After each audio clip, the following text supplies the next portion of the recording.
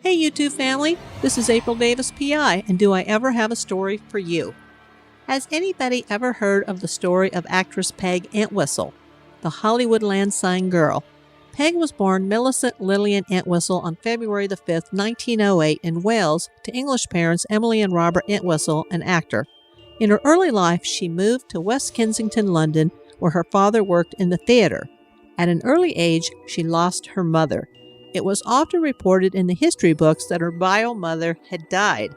Years later, it was learned through the Entwistle family archives that her parents were actually divorced and she was in the custody of her father, Robert. At a young age, sometimes reported as 1916, but later discovered to be as early as 1913, she and her father, along with her uncle and his family, boarded the SS Philadelphia in Liverpool, sailed across the Atlantic, and relocated to New York City. In 1914, her father remarried Loretta Amanda Ross and had 2 boys. In 1921, her stepmother passed away. Later in December of 1922, her father Robert was struck and killed by a vehicle in New York City. By this time, a teenage Peg was already an actress, also acting on Broadway.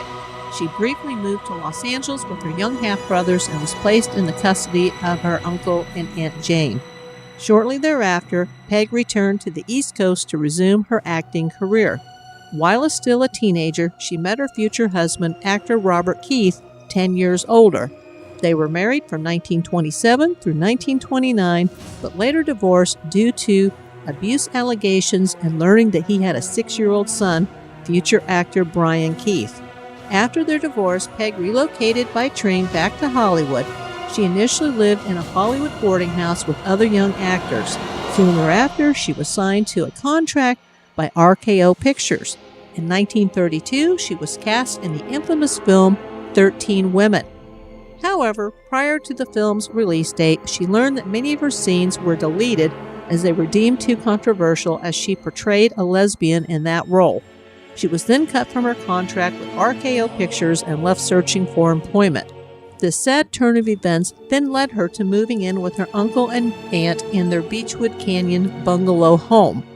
In September 1932, she left their home to go to the local pharmacy to visit with friends. Peg never returned. It was later learned that she had walked up Beechwood Canyon and hiked to the infamous Hollywoodland sign, where she climbed a maintenance ladder on top of the letter H, where she leapt to her death. Her body was discovered the next day by a female hiker, as was her purse that contained a suicide note signed initials P.E. The letter was later published in local newspapers, and her uncle was able to go identify her at the LA County Morgue, then located in the Hall of Justice building in downtown LA.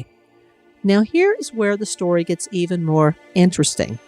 Over the years, there have been multiple ghostly sightings of a possible Peg Entwistle walking around the Hollywood sign wearing a 1930s white dress, looking very upset and disheveled.